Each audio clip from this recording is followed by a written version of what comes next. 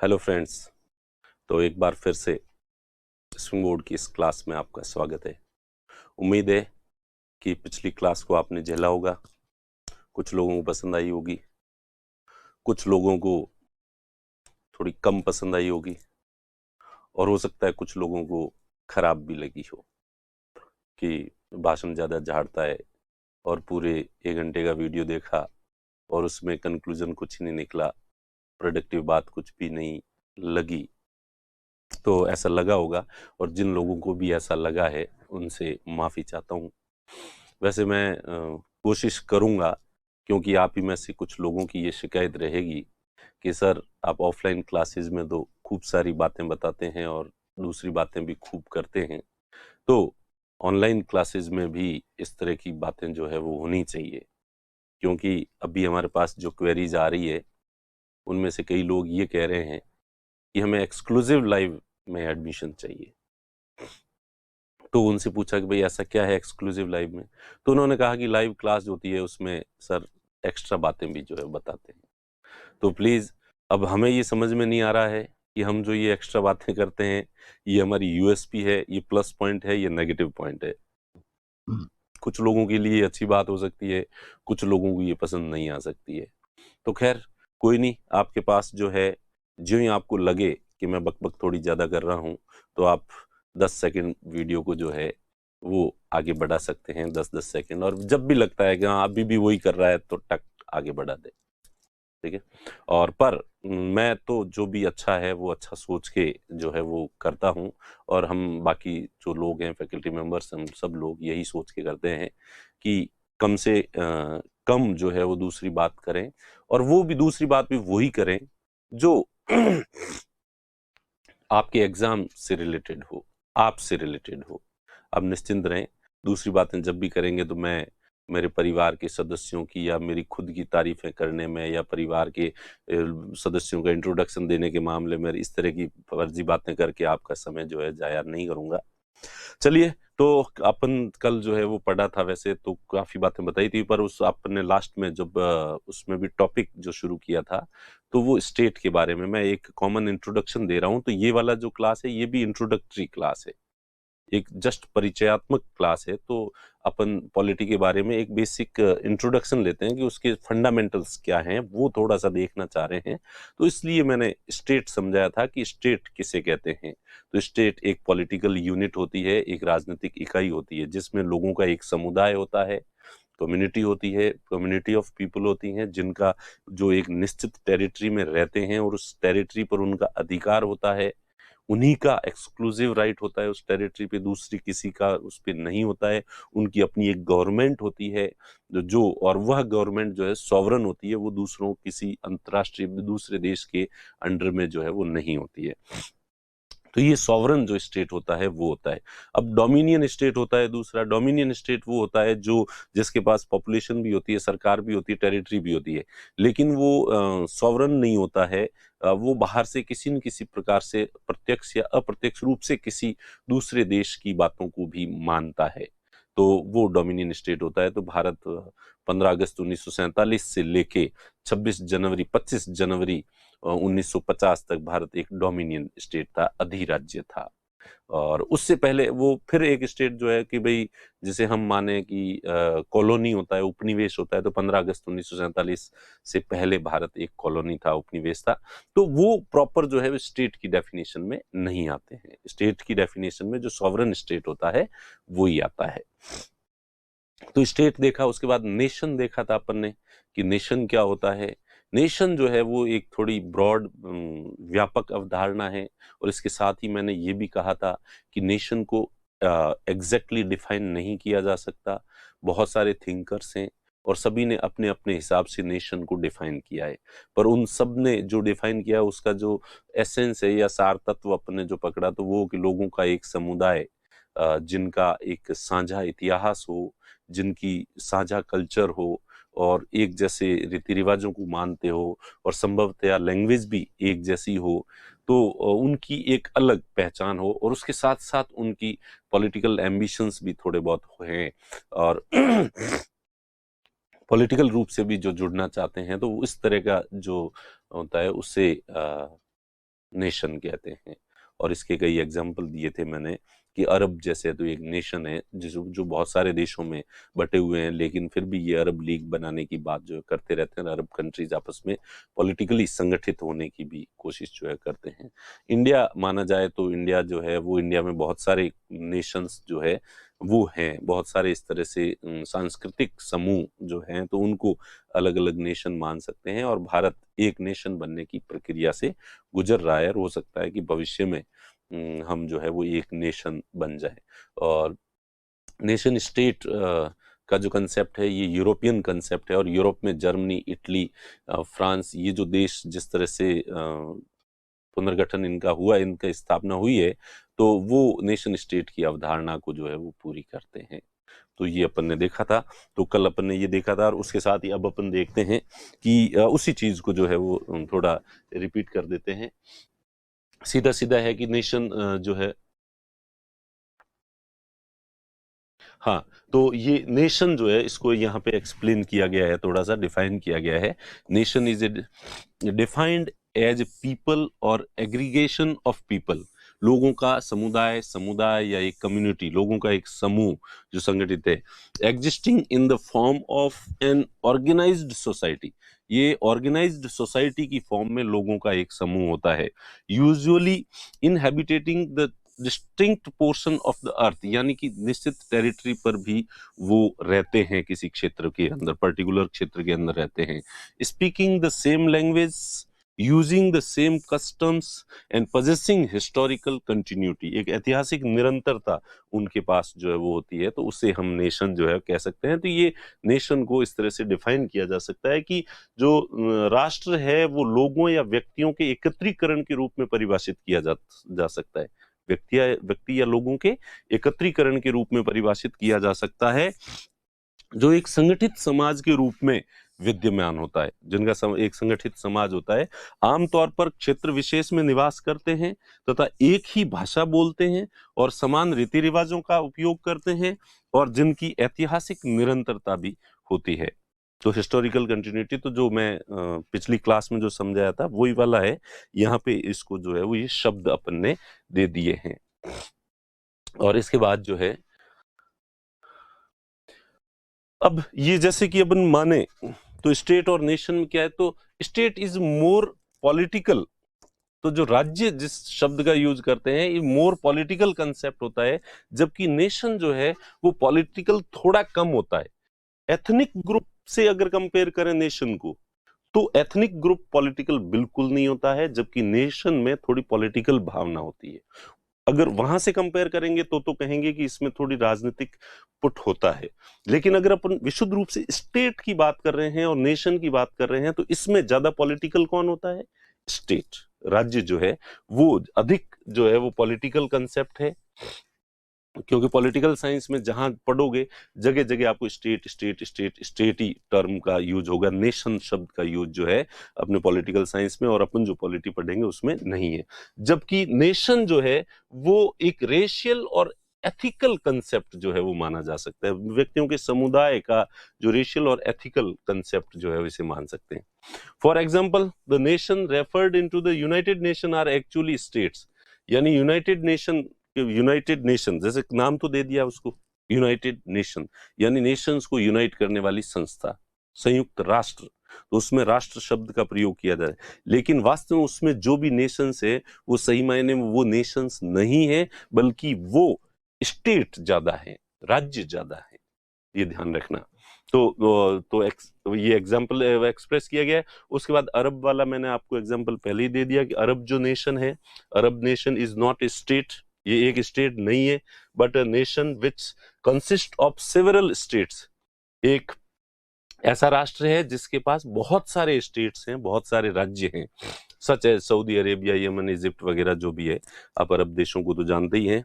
On the other hand USA is a state but it consist of several Nations, तो जैसे कि USA है तो ये यूएसए एक स्टेट है, नेशन नहीं है। इसके अंदर बहुत सारे जो है वो नेशंस हैं, अफ्रीकी मूल के लोग अलग होते हैं, कैकेशियंस जो होते हैं, चाइनीज लोग भी हैं वहाँ पे, इंडियंस भी हैं, तो बहुत सारे नेशंस जो है वो यूएसए में हैं। और इसके साथ जैसे जापान है, इजराइल है, तो इजराइल को हम मान सकते हैं कि वो पूरा एक तरह से नेशन स्टेट है, कि नेशन भी है स्टेट भी है। जापान नेशन भी है और स्टेट भी है, ठीक है। तो इस तरह से ये कुछ एग्जांपल्स जो है वो दिए गए हैं। इनसे मेरे ख्याल से आपका वही कंसेप्ट जो अपन कल पढ़ रहे थे वो एक बार वापस रिवीजन हो गया है आप लोगों का। अब अपन देखें तो अगला थोड़ा छोटा मोटा ये है कि राज्य की उत्पत्ति के सिद्धांत। अब ये जो राज्य राज्य अपन कर रहे हैं, क्योंकि पॉलिटी में सबसे मेन जो पढ़ेंगे वो राज्य के बारे में ही पढ़ेंगे। राज्य की शासन व्यवस्था कैसी होगी, राज्य नागरिकों को क्या अधिकार देगा, नागरिकों के अधिकारों की प्रोटेक्शन कैसे देगा राज्य। तो राज्य जो है वो बेस है पॉलिटिकल साइंस का और पॉलिटी का, इसलिए अपन राज्य के बारे में थोड़ा ज्यादा देख रहे हैं शुरुआत में। तो ये राज्य अस्तित्व में कैसे आया, तो राज्य के अस्तित्व में आने के बारे में भी अलग अलग विचारकों ने अलग अलग विचार जो है वो दिए हैं। तो हालांकि ये इतना ज्यादा महत्वपूर्ण नहीं है अपने इस सिलेबस के हिसाब से।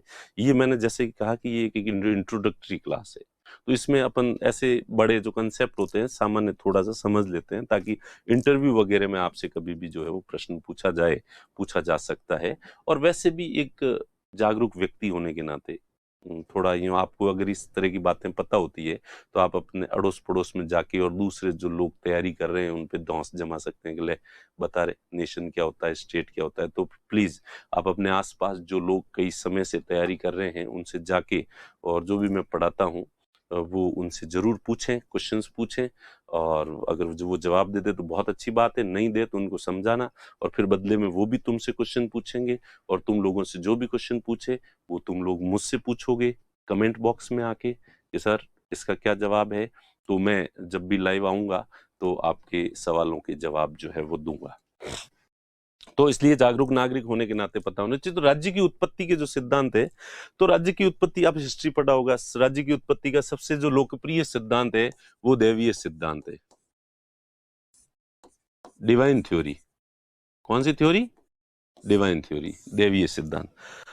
ज्यादातर तो प्राचीन काल में जो है प्राचीन काल में यही मान्यता थी कि जो राजा है वो ईश्वर का विशिष्ट व्यक्ति है, और ईश्वर ने उस व्यक्ति को विशेष रूप से आशीर्वाद दिया है, धरती पर भेजा है, और इसलिए बाकी जनता का ये कर्तव्य बनता है कि वो राजा के निर्देशों का, आदेशों का पालन करे। और अगर जनता ने राजा के निर्देशों का पालन नहीं किया तो पुराने जो पुरोहित होते थे, ब्राह्मण जो होते थे, राजा के जो मंत्री होते थे, ये केवल यहाँ नहीं, यूरोप में वगैरह जहां कहीं अफ्रीका में कहीं कबीला कहीं पे भी होता था, तो राजत्व का दैवीय सिद्धांत प्राचीन काल में प्रचलित था कि राजा जो है वो ईश्वर का विशेष प्रतिनिधि है, ईश्वर ने उसे अपनी विशिष्ट शक्तियां देके भेजा है। राजा कोई सामान्य व्यक्ति नहीं है आप और मेरी तरह, वो ईश्वरीय शक्तियों से ओतप्रोत है, ईश्वरीय शक्तियों से सुसज्जित है, ठीक है। और इसलिए राजा जो भी आदेश देता है वो राजा के खुद के आदेश नहीं है, बल्कि वो ईश्वर के आदेश है।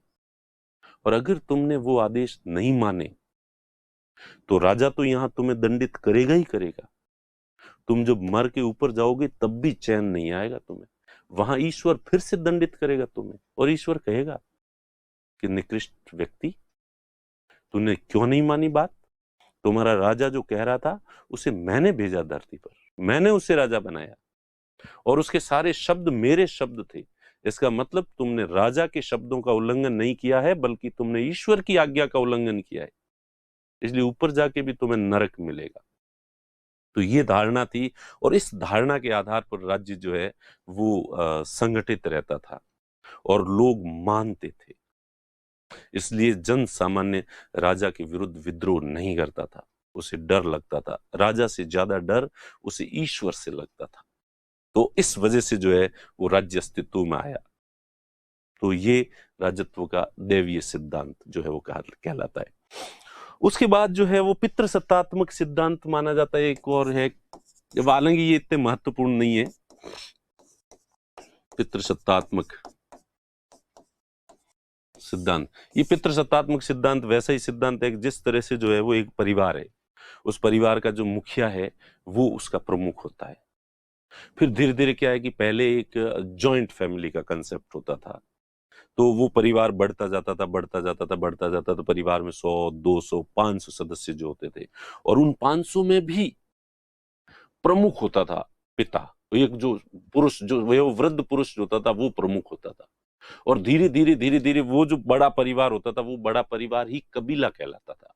जब आप ऋग्वेद पढ़ेंगे, हिस्ट्री पढ़ेंगे, तो हिस्ट्री में ऋग्वेदिक काल जो पढ़ेंगे तो उसमें कि कबीलाई संस्कृति थी। और उसके बाद महाजनपद पढ़ेंगे तो कि भाई, वो सॉरी, ऋग्वेद में जब पढ़ेंगे तो वो पढ़ेंगे कि इतने कबीले थे, 10 राज्य युद्ध हुआ, एक तरफ जो है भरत कबीला था और सामने इतने कबीले। कबीले का मतलब वो पॉलिटिकल यूनिट थी एक तरह की।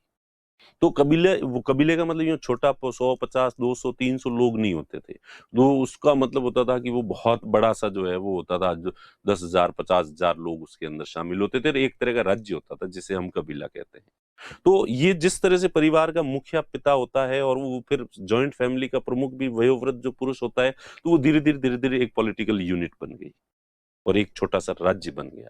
और उसका जो प्रमुख है वो पुरुष जो होता था। तो इस पुरुष प्रधानता की जो मानसिकता थी, इससे जो है ये राज्य अस्तित्व में आया। पहले पहले जो पॉलिटिकल यूनिट थी, वो राज्य इस तरह से अस्तित्व में आया, ऐसा कुछ लोग मानते हैं।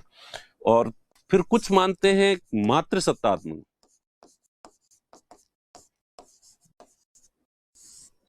पैट्रियार्कियल और matriarchal concept, theory of origin of state. तो पितृसत्तात्मक को पैट्रियार्कियल कहते हैं और इसको मैट्रियार्कियल जो है वो कहते हैं इंग्लिश में। तो इसमें इनका मानना है कि नहीं नहीं, इससे भी पहले पितृसत्तात्मक ये परिवार तो बाद में बने हैं।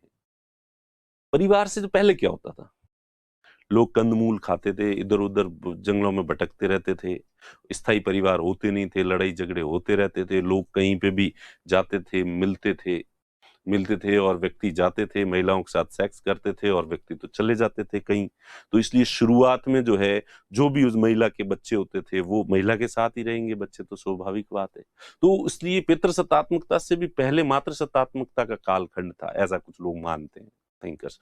तो इसलिए वो जो माँ होती थी, फिर उसके बेटे होते थे, उसके साथ रहते थे, फिर उसकी जो पीढ़ी पीढ़ी और बच जाती थी, और उसमें जो सबसे सीनियर मोस्ट माँ होती थी, वो ही सर्वे सर्वा जो है वो होती थी उनकी, वो जो छोटी सी एक पॉलिटिकल यूनिट होती थी।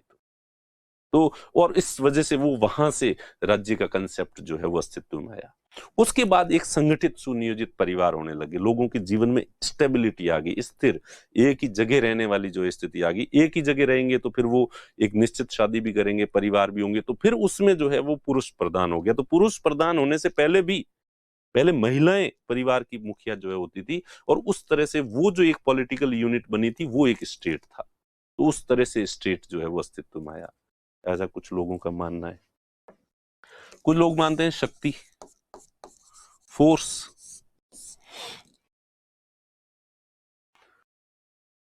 Power raise from the barrel of gun, जो मौत से तुंग का स्टेटमेंट है कि जो ताकत होती है ना जिसके पास, और एक व्यक्ति जो थोड़ा अपने आप को ताकतवर था मानसिक रूप से और शारीरिक रूप से, और उसने लोगों को किया कंट्रोल में, और उसने जो है दूसरे लोगों को डरा के, धमका के और अपने अंडर में चलाया, छोटा सा गिरोह बनाया, उसके बाद वो कबीला बड़ा बना, उसके सहयोगी और बनते गए और बनते गए और बनते गए, और इस तरह से एक पॉलिटिकल यूनिट जो है वो बन गई।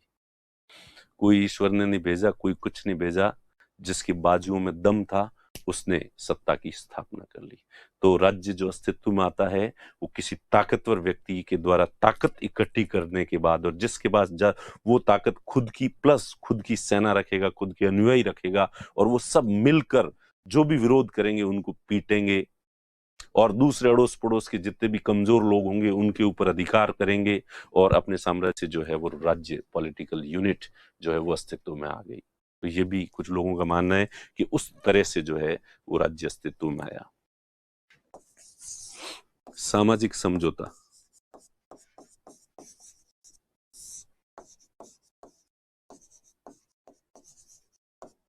सोशल कॉन्ट्रैक्ट, सोशल कॉन्ट्रैक्ट ये सबसे ज्यादा लोकप्रिय है, और वर्तमान का जो हमारा जो राज्य का कंसेप्ट है वो भी इसी पर आधारित है, और इसे देने वाले जो विचारक हैं वो भी फेमस है, लॉक, हॉब्स और रूसो। ये जो तीन विचारक हैं, इन्होंने सामाजिक समझौते का सिद्धांत दिया।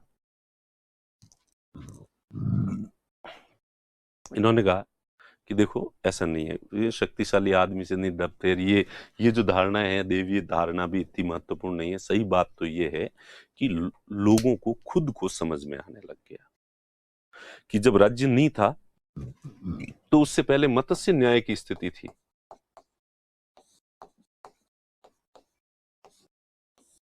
Might is right, might is right, मत्स्य न्याय, जो शक्तिशाली है उसी की बात चलेगी। जो अब इस मत्स्य न्याय में क्या होता है कि बड़ी मछली छोटी मछली को खा जाती है, तो लोगों के अंदर, समाज के अंदर भी जो ताकतवर व्यक्ति है वो कमजोर को मार दे, और कितने ही ताकतवर हो वो ये श्योर नहीं हो सकता कि वो समाज का सबसे ताकतवर है दुनिया का। उससे हमेशा डर लगता है कि उससे बड़ा कोई ताकतवर होगा वो उसे कभी न कभी खा जाएगा। तो कहीं न कहीं इनसिक्योरिटी का भाव फिर सब में रहता है। छोटी मछली है, इससे बड़ी इसको खा जाएगी, इससे बड़ी वाली इसको खा जाएगी, इससे बड़ी वाली इसको खा जाएगी। और मछलियां आपने देखी होगी, इतनी छोटी मछली से लेके व्हेल तक की जो एक सीरीज होती है इतनी सारी, तो इनमें जो है वो कोई, और व्हेल में भी वापस दो व्हेल है शक्तिशाली है, वो आपस में लड़ेंगे। तो जीवन में हमेशा अस्थिरता, डर, खौफ का वातावरण जो है वो बना रहता है। इसलिए कोई भी व्यक्ति चैन की नींद नहीं सो सकता। तो इसलिए ये जो मत्स्य न्याय की स्थिति, तो इससे समाज के सभी लोग दुखी होते हैं। तो फिर समाज के सभी लोगों के बीच एक मौन सहमति बनती है। हालांकि रियल में इकट्ठे होकर ही चर्चा करते हैं कि भाई ऐसे काम नहीं चलेगा, ऐसा नहीं होता है। एक मौन समझौता होता है, सहमति होती है, और उसके तहत समाज के बीच में एक समझौता होता है, सामाजिक समझौता। ठीक है, तो समाज के बीच एक समझौता होता है, और फिर ये कहते हैं कि चलो अपन जो है अपने में से किसी एक को प्रमुख बनाते हैं, एक सरकार बनाते हैं। क्या बनाते हैं? सरकार। पहले के जमाने में सरकार का मतलब राजा, ठीक है, सरकार बनाते हैं, और फिर अपन सब अपनी थोड़ी थोड़ी शक्तियां जो है इस राजा को दे देते हैं, इस सरकार को दे देते हैं, और इसको कहेंगे फिर ये जो है सबसे शक्तिशाली होगा, और ये इतना शक्तिशाली होगा कि इससे शक्तिशाली कोई इंडिविजुअल व्यक्ति समाज में नहीं हो सकता, इतना पावरफुल होगा, ताकि ये इतना पावरफुल है, ये अपने आप को सुरक्षित महसूस करेगा, और इसके बाद इसकी जिम्मेदारी होगी कि बाकी सब लोगों को सिक्योरिटी प्रोवाइड करवाना, उनके जीवन की सुरक्षा प्रोवाइड करवाना, उनका जो माल संपत्ति है उसकी सिक्योरिटी की गारंटी देना। ठीक है, तो ये गारंटी जो प्रोवाइड की जाती है सरकार के द्वारा, और इसके बदले में ये सभी अपने थोड़े थोड़े अधिकार जो है वो इसको देंगे। तो ये एक सामाजिक समझौता है और यही थ्योरी है। और वैसे आज भी जो है आप देखते हैं कि सोशल कॉन्ट्रैक्ट ही है एक तरह का। वोट होते हैं और वोट में हम सब लोग जो है वोट देते हैं, वोट देके और हम एमपी और एमएलए निर्वाचित करते हैं, और वो एमपी और एमएलए विधानसभा और संसद में जाके बैठ के कानून, हमने उनको शक्ति दी, निर्वाचित किया और वहां भेजा, और उस जो वोट के साथ ही हमारा एक कमिटमेंट उनको था कि अब हम ये सत्ता आपको सौंप रहे हैं, अब ये वतन तुम्हारे हवाले साथियों। अब आप वहां बैठ के जो भी कानून बनाओगे वो हम पर लागू होगा, वहां बैठ के आप टैक्स लगाओगे हम मानेंगे, वहां बैठ के हमारे पे ये नियंत्रण लगाओगे हम उनको मानेंगे। और इसलिए संसद और विधानसभाओं के द्वारा बनाए गए कानून हमारे लिए हमारे पे बाध्यकारी होता है। अब कानून बनाने वालों को भेजा किसने? हमने भेजा कि जाओ तुम वहां जाके हमारी सिक्योरिटी के लिए हमें आश्वासन दो कि हम सुरक्षित रहेंगे, हम चैन की नींद सो सकते हैं, हमारे पास जो छोटी मोटी संपत्ति है वो सुरक्षित रहेगी, कोई उसे लूट के नहीं ले जाएगा, ये जिम्मेदारी है तुम्हारी, और इसके बदले में तुम जो कानून बनाओगे, नियम बनाओगे, हम उनका पालन करेंगे, और अगर हम पालन नहीं करें तो आप उसके लिए दंडित भी कर सकते हैं, हम उस दंड को मानेंगे।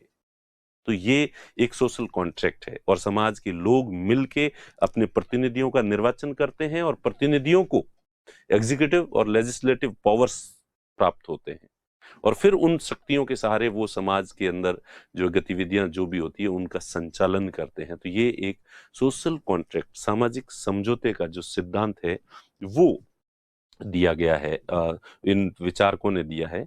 और इस तरह से सोशल कॉन्ट्रैक्ट का जो थ्योरी है वो हमारे उपनिषदों वगैरह में भी मिलती है कि देवताओं, असुरों और देवताओं के बीच लगातार युद्ध हो रहे थे, और देवता बार बार पराजित हो रहे थे, तो देवता एक बार ब्रह्मा जी के पास गए और उनसे कहा कि हम बार बार पराजित हो जाते हैं, ये असुर हमें पराजित कर देते हैं, क्या कारण है?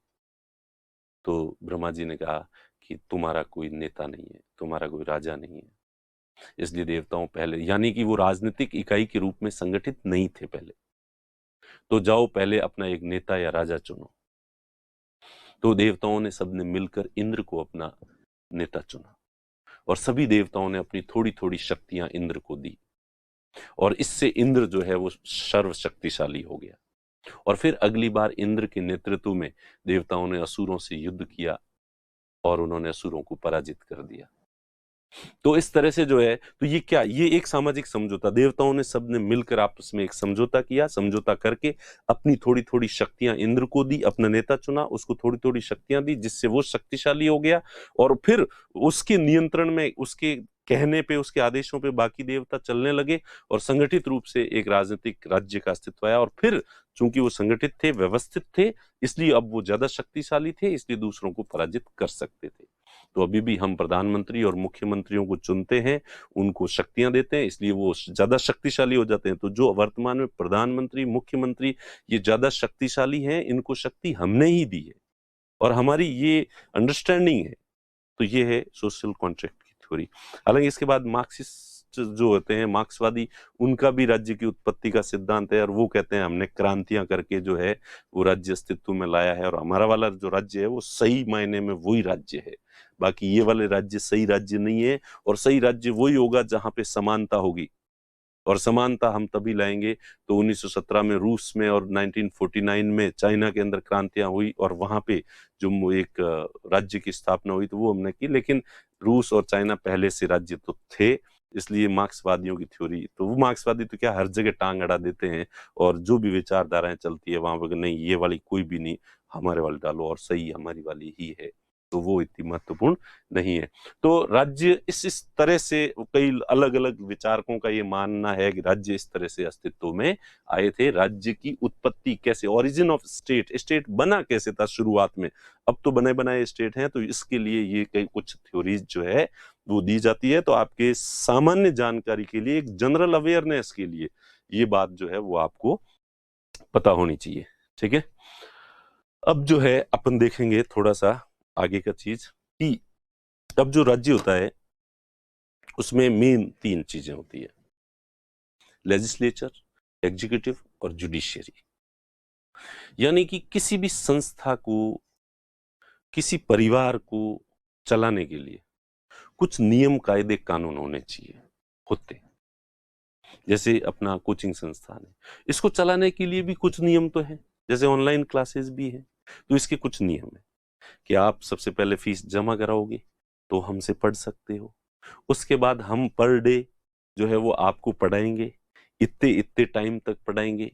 ठीक है, तो ये नियम है और इन नियमों का पालन हमें करना पड़ेगा। हमने कुछ नियम, और इसमें नियम बनाने वाले हम ही विधायिका हैं और हम ही कार्यपालिका हैं। हाँ, आप जनता हो, आप विरोध कर सकते हो, अगर हम जो कमिटमेंट करते हैं वो पूरा नहीं करते हैं हम, तो आप आवाज भी उठा सकते हो। तो कोई भी संस्था, निकाय चलाने के लिए भी कुछ नियम कायदे कानून होने चाहिए, और फिर उनको नियम कायदे कानून बनाने मात्र से काम नहीं चलेगा, उन नियम कायदे कानूनों को लागू भी करवाना पड़ेगा, और कोई व्यक्ति अगर नियम को नहीं मान रहा है तो उसको दंडित भी करना पड़ेगा। तो ये 3 काम होते हैं, नियम बनाना, नियम को लागू करना, और उस लागू सही नहीं हो रहा है, कोई उल्लंघन करता है तो उसको दंडित करना। इसलिए एक देश को चलाने के लिए, एक स्टेट को चलाने के लिए भी 3 जो पावर की जरूरत होती है, एक तो कानून बनाने की शक्ति, एक उस कानून को एग्जीक्यूट करना, लागू करना, और उसको जज करना, कोई वायलेशन तो नहीं कर रहा है, या ये भी प्रॉपर तरीके से कानून लागू करते हैं या नहीं करते। तो पहले जो लोकतंत्र होता था उसमें एक राजा होता था, राजा ही कानून बनाता था, राजा ही कानून को लागू करता था, और राजा ही सबसे बड़ा न्यायाधीश होता था, वापस न्याय भी राजा ही करता था। तो बाहुबली का डायलॉग तो याद ही होगा, मेरा वचन ही मेरा शासन है। यानी कि राजा के मुंह से जो निकल गया वो कानून है। राजा कहता था कि ऐसे नहीं, ऐसे होना चाहिए, तो उस राज्य में वो कानून बन जाता था। तो राजा ही कानून बनाता था, राजा ही उस कानून को लागू करवाता था अपने मंत्रियों के द्वारा। मंत्रियों को कहता था कि जाओ भाई, ये जो मैंने कहा है ये करो, और उसके बाद वो किया जा रहा है या नहीं किया जा रहा है, या कोई व्यक्ति मान रहा है या नहीं मान रहा है, उसके लिए कोई न्याय की गुहार लगाता तो वो भी राजा के पास ही आएगा। राजा ही सर्वोच्च न्यायाधीश भी होता था। तो इस तरह से ये जो शासन की तीन शक्तियां होती है, there are three powers of rule. तो शासन की तीन शक्तियां होती है और तीनों शक्तियां राजा में निहित होती थी। और इसलिए जब तीनों शक्तियां एक के पास होती है तो वो निरंकुश हो सकता है, वो ऑटोक्रेट हो सकता है। क्या हो सकता है? वो ऑटोक्रेट, डेस्पोरेट, निरंकुश। और निरंकुश होके वो जनता अत्याचार भी कर सकता है जनता के ऊपर।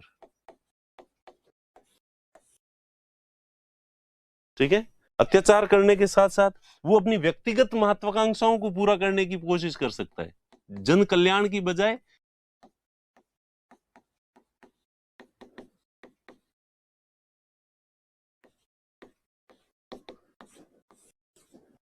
पर्सनल एम्बिशंस को फुलफिल।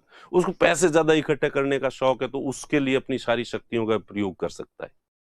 उसे अपना साम्राज्य का विस्तार करना है, अपना नाम बड़ा करना है, इसलिए वो युद्धों में झोंक सकता है स्टेट को। तो वो सब कुछ अपनी मर्जी से।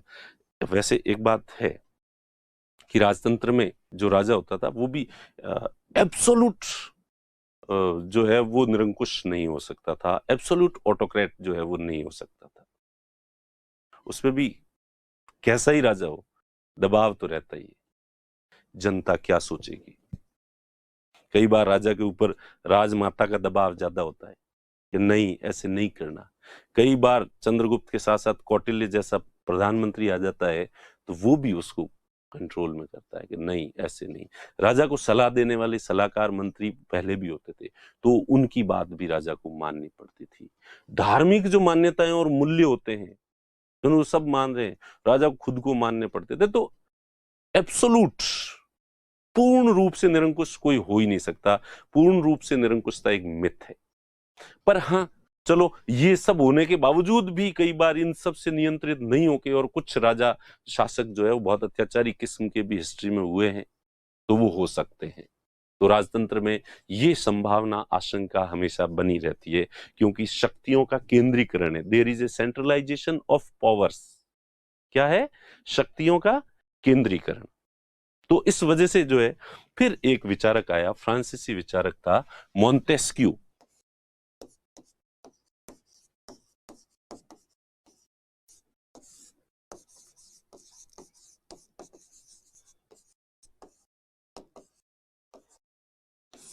मोंटेस्क्यू फ्रांसीसी विचारक था।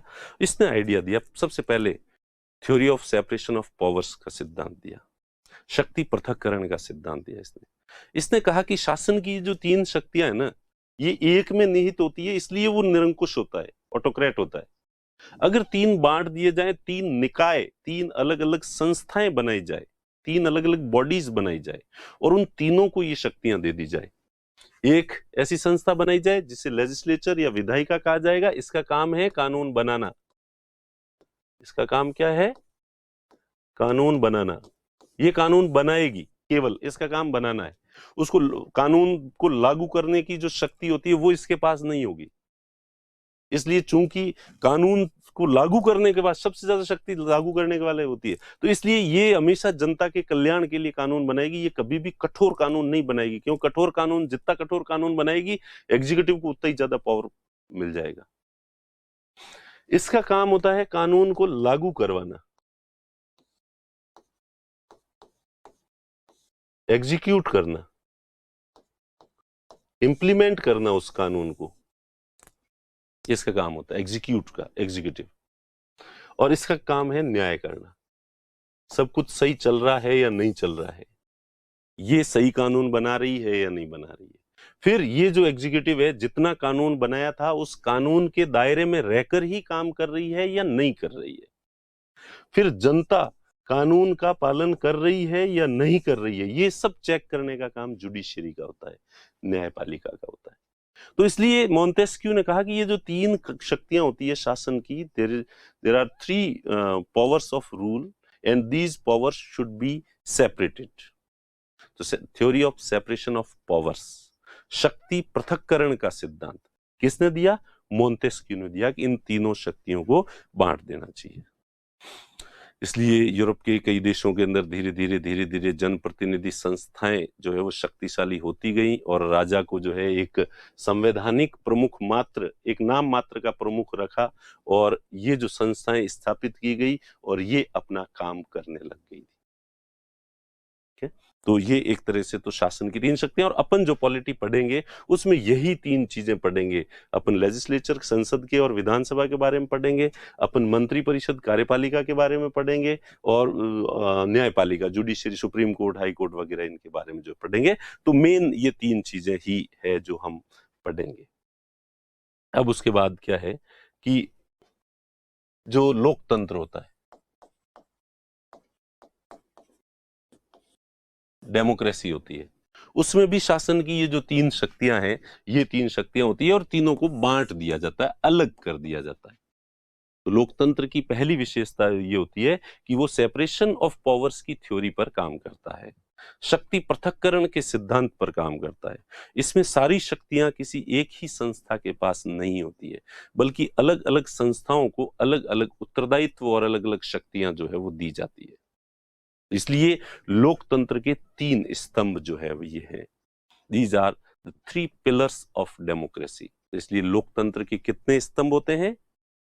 तीन स्तंभ होते हैं। वैसे आपने सुना होगा कि मीडिया लोकतंत्र का चौथा स्तंभ है, तो हाँ, पर वो है नहीं एक्चुअली।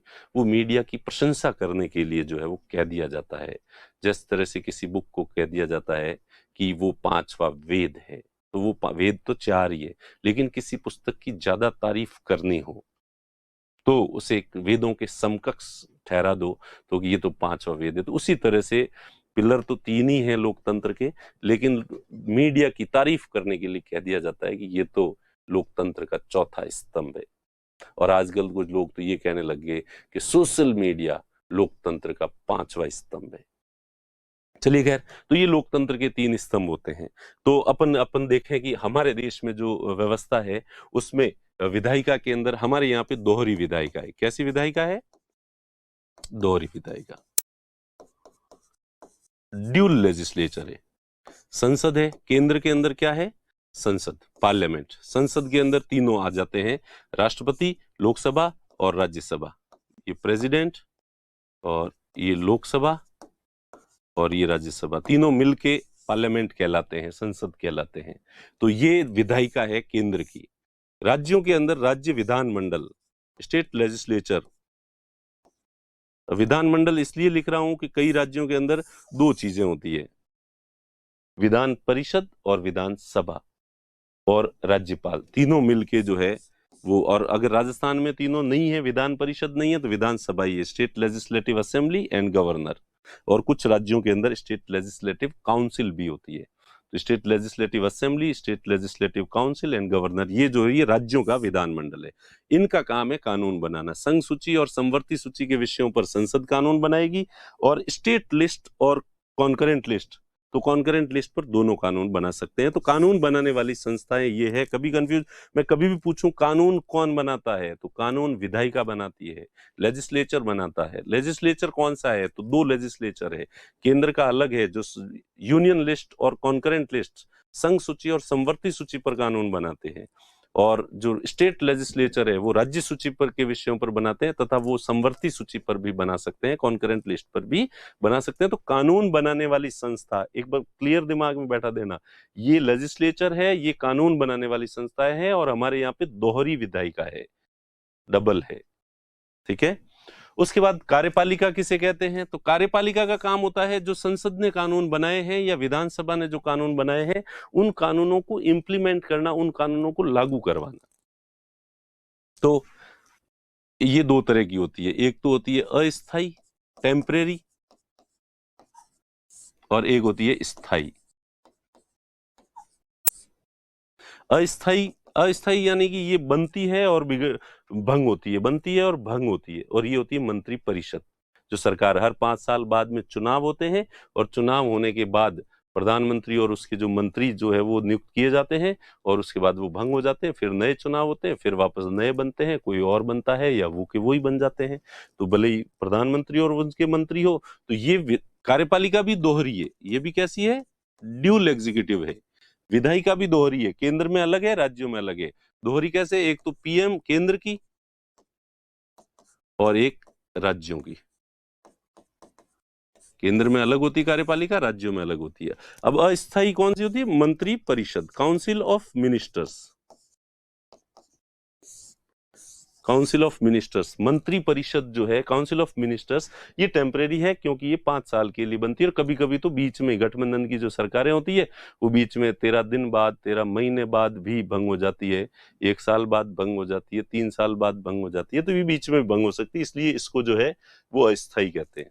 स्थायी कार्यपालिका, ब्यूरोक्रेट्स, नौकरशाही, ब्यूरोक्रेसी। आप लोग जो आरएस और आईएएस बनने जा रहे हो, आप एग्जीक्यूटिव का भाग बनने जा रहे हो, कार्यपालिका का हिस्सा बनने जा रहे हो, तो आप अस्थायी स्थायी कार्यपालिका, ये भंग नहीं होती, ये शाश्वत रूप से चलती रहती। लोग आते रहते हैं, रिटायर होते रहते हैं बीच बीच में उनकी जगह दूसरे आते रहते हैं, कंटिन्यू रहती है, कभी भंग नहीं होगी। ठीक है, इसलिए इसको स्थायी कहते हैं। चलिए, तो ये हो गया आपके एग्जीक्यूटिव कार्यपालिका। इनका काम है जो संसद कानून, ये अपनी मर्जी से कुछ नहीं कर सकते। इनको जो भी काम करना पड़ता है पहले संसद से जो है वो कानून बनवाना पड़ता है या विधानसभा से कानून बनाना पड़ता है। संसद और विधानसभा जो कानून बनाती है उसको इम्प्लीमेंट करना होता है, लागू करने का काम होता है। तो ये जितने ज्यादा पावरफुल कानून ये बनाएंगे उससे इनको उतनी ही शक्ति प्राप्त होगी। और उसके बाद जुडिशरी, जुडिशरी ये supreme court, high court, subordinate courts, ठीक है, जितने भी हैं, तो ये जो है वो चलिए, तो मेरे ख्याल से तीनों चीजें, तीनों जो स्तंभ हैं ये क्लियर हो गए हैं। अब अपन देखें कि हमने शक्ति पृथक्करण, तीनों जो है अलग अलग होते हैं, तो इंडिया में क्या ये वास्तव में तीनों अलग अलग हैं? भारत में अलग है, ब्रिटेन में, अमेरिका में क्या स्थिति है? अगर हम इनको कंपेयर करें, इनकी तुलना करें, तो सबसे पहले तो अपन देखें तो भारत के अंदर जो है स्पष्ट शक्ति पृथक्करण नहीं है।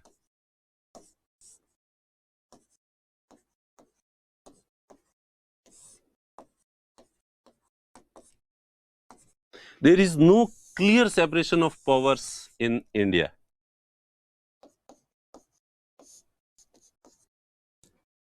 भारत में क्लियर जो है वो शक्ति पृथक्करण नहीं है। क्यों नहीं है? ये तीनों अलग अलग नहीं है क्योंकि हमारे यहाँ पे ये जो विधायिका है, जैसे केंद्र की विधायिका लें, ये संसद है। तो अब कार्यपालिका में अब आप लोगों को काउंट नहीं करूंगा मैं, जो आरएसआईएस है, जो स्थायी कार्यपालिका, सही में कॉन्स्टिट्यूशन जब भी पढ़ें और एग्जीक्यूटिव पढ़ें तो तुम राजी मत हो जाना कि हमारे बारे में बात चल रही है। रियल जो एग्जीक्यूटिव पावर्स होते हैं वो काउंसिल ऑफ मिनिस्टर्स में होते हैं, मंत्री परिषद में होते हैं। तुम्हें तो ये फाइल उठा के और उनके आगे पीछे घूमना है। इसलिए जहां कहीं पे भी मैं कार्यपालिका कहूं तो मुख्यमंत्री और मंत्री महोदय जितने भी हैं उनको याद करना, वो है कार्यपालिका। और केंद्र में प्रधानमंत्री और उसके जो मंत्री होते हैं वो उनके पास रियल पावर्स है। तुम्हें तो उनके आदेशों का पालन करना है, या जरूरत पड़े तो थोड़े दबी आवाज में सुझाव देना है, सर बुरा नहीं माने तो क्या ये बता दूंगा। ठीक है, तो यहाँ जब भी मैं एग्जीक्यूटिव बोलूं, ठीक है, तो आप लोगों को जो है वो किसको मानना है? काउंसिल ऑफ मिनिस्टर्स को, मंत्री परिषद को। तो मंत्री परिषद कार्यपालिका है। तो मंत्री परिषद जो होती है वो अब मंत्री बनने के लिए सांसद होना जरूरी है, और नहीं है कोई सांसद तो 6 महीने के अंदर अंदर उसको सांसद बनना पड़ेगा। तो इसका मतलब जो मंत्री परिषद है ये संसद से बाहर नहीं हो सकती, संसद से अलग नहीं होती, संसद का हिस्सा होती है। तो इसलिए यहां पे जो है ये क्लियर सेपरेशन नहीं है, लेजिस्लेचर और एग्जीक्यूटिव के बीच में स्पष्ट पृथक्करण नहीं है, बल्कि कार्यपालिका विधायिका का एक भाग होती है, Executive is a part of legislature and member of executive has dual membership. कार्यपालिका के जो सदस्य होते हैं उनकी दोहरी सदस्यता होती है। कार्यपालिका के सदस्यों की दोहरी सदस्यता, यानी कि वो कार्यपालिका के सदस्य यानी मंत्री विधायिका के भी सदस्य होते हैं और इसके भी सदस्य होते हैं। और ये कार्यपालिका विधायिका से बाहर नहीं है, अलग नहीं है, यानी कि ये पूरी तरह से सेपरेट नहीं है। तो इसलिए भारत की और पर जुडिशियरी हमारे अलग है, इसका न तो पार्लियामेंट से कोई लेना देना है और न मंत्री परिषद से कोई लेना देना है, और न जुडिशियरी के कार्यों में ये कोई इंटरफेयर कर सकते हैं। तो इसलिए ये अलग स्पष्ट है। तो भारत में अगर दिखाएं तो ये तो है विधायिका, ये है कार्यपालिका,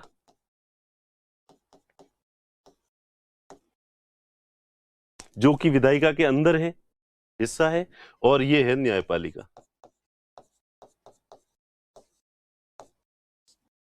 तो इसका मतलब मॉन्टेस्क्यू का थ्योरी ऑफ सेपरेशन। तो चूंकि भारत में कौन सी शासन व्यवस्था है? संसदीय शासन व्यवस्था है। There is a parliamentary form of government, there is a parliamentary form of government, संसद की शासन व्यवस्था है।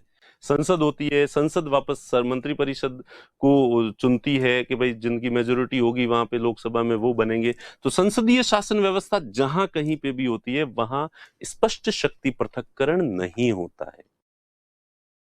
In parliamentary form of government there can't be separate clear separation of powers. संसदीय शासन व्यवस्था में स्पष्ट शक्ति पृथक्करण नहीं होता है, because the executive in the parliamentary form of government, executive is a part of legislature. Executive is not completely or totally separated from the legislature. कार्यपालिका पूरी तरह से विधायिका से अलग नहीं होती है, बल्कि कार्यपालिका विधायिका का एक अंग होती है, भाग होती है, और इसलिए कार्यपालिका और विधायिका दोनों अलग अलग नहीं होते हैं। इसलिए हम कहेंगे कि पार्लियामेंट्री फॉर्म ऑफ गवर्नमेंट में, संसदीय शासन व्यवस्था में स्पष्ट शक्ति पृथक्करण नहीं होता है। तो फिर स्पष्ट शक्ति पृथक्करण कहां होता है? तो स्पष्ट शक्ति पृथक्करण होता है अमेरिका में। There is a complete total separation of powers.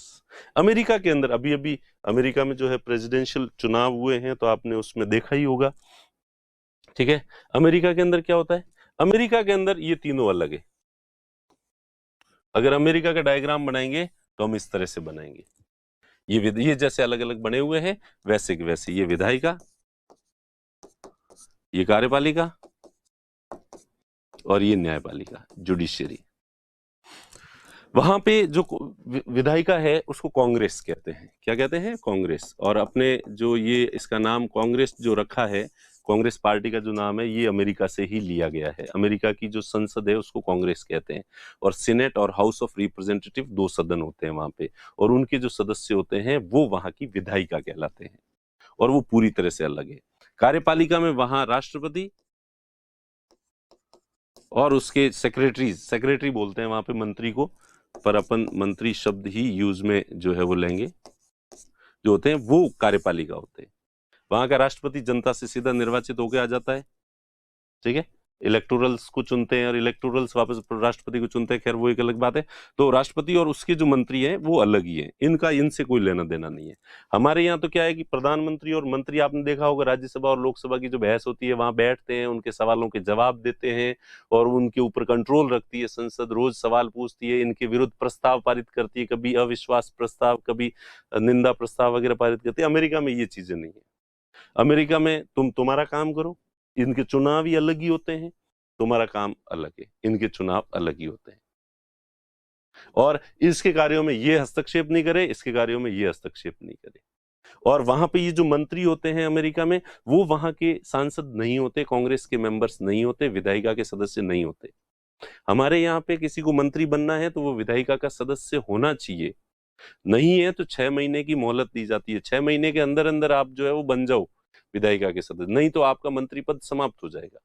America में उल्टा है, अमेरिका में अगर किसी को कोई सीनेटर है या हाउस ऑफ रिप्रेजेंटेटिव का मेंबर है और उसको अगर वहां का राष्ट्रपति चाहे कि मैं इसे अपना सेक्रेटरी बना दूं या मिनिस्टर बना दूं, तो पहले उसको यहां से रिजाइन करना पड़ेगा, कंप्लीट अलग। ऐसा नहीं कोई व्यक्ति मंत्री भी रहे और सीनेटर भी रहे, दोनों एक साथ नहीं रह सकता। इंडिया में दोनों एक साथ रहना पड़ेगा, जबकि वहां रह नहीं सकता। पहले यहां से इस्तीफा दो, उसके बाद मंत्री बनाओ, और वहां का राष्ट्रपति किसी भी व्यक्ति को उठा के मंत्री बना सकता है। तो इसलिए, और न्यायपालिका अलग है ही है। तो इस तरह से अमेरिका के अंदर क्लियर सेपरेशन ऑफ पावर्स है, there is a complete separation of power in USA. तो क्यों? अब अमेरिका के अंदर अध्यक्षात्मक शासन व्यवस्था है।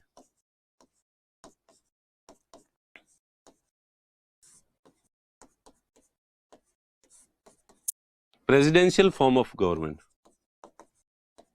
अध्यक्षात्मक शासन। तो जहां जहां पे प्रेसिडेंशियल फॉर्म ऑफ गवर्नमेंट होती है, वहां पे क्लियर सेपरेशन ऑफ पावर्स होता है। In presidential form of government there is a clear separation of powers.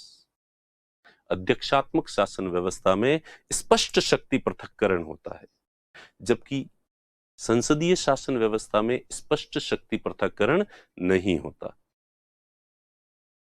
There can't be clear separation of powers in parliamentary form of government, but in presidential form of government there is a clear separation of powers। तीनों जो होते हैं, legislature, executive और judiciary, तीनों अलग होते हैं। और तीनों, और मॉन्टेस्क्यू ने इसलिए कहा था तीनों अलग होने चाहिए ताकि और चेक एंड बैलेंस करते रहे एक दूसरे को। दूसरा कोई ज्यादा यूं करने की कोशिश करे तो वो निकाय, दूसरे जो बॉडी है वो उसको कंट्रोल कर ले। ठीक है, तो ये अध्यक्षात्मक शासन व्यवस्था में ही होता है।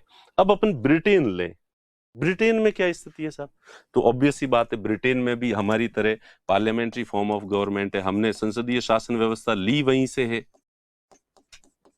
अब कई लोगों के दिमाग में पार्लियामेंट्री फॉर्म ऑफ गवर्नमेंट और प्रेसिडेंशियल फॉर्म ऑफ गवर्नमेंट को लेके कई प्रश्न आ रहे होंगे, तो प्लीज ये अपन आगे पढ़ेंगे जब इसका सही समय आएगा, तो उस समय जो है वो अपन पढ़ेंगे, क्योंकि ये पूरी एक क्लास लगेगी आपको, एक पूरा मेरे ख्याल से एक क्लास में भी नहीं, 2 क्लास में ये चैप्टर जो है वो क्लियर हो पाएगा। इसलिए अभी केवल नाम याद कर लें कि इंडिया के अंदर पार्लियामेंट्री फॉर्म ऑफ गवर्नमेंट है, ब्रिटेन में भी पार्लियामेंट्री फॉर्म ऑफ गवर्नमेंट है, और अमेरिका में प्रेसिडेंशियल फॉर्म ऑफ गवर्नमेंट है। इनमें क्या डिफरेंस होता है, क्या फायदे हैं, क्या नुकसान है, बहुत सारी चीजें जो है वो अपन पढ़ेंगे, लेकिन समय आने पर पढ़ेंगे वो चीजें। तो ब्रिटेन में भी संसदीय शासन व्यवस्था है, और जैसा कि हमने देखा, संसदीय शासन व्यवस्था जहां होती है वहां स्पष्ट शक्ति पृथक्करण नहीं होता, no clear separation of powers.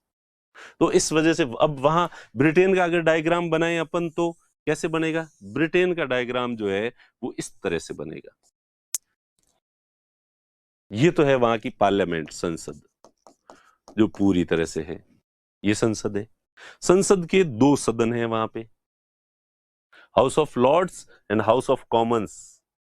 जनसाधारण का सदन और सामंतों का सदन, जो लॉर्ड होते हैं वहां के, हाउस ऑफ लॉर्ड्स, जमींदारों का सदन, श्रेष्ठ कुलीन व्यक्तियों का सदन।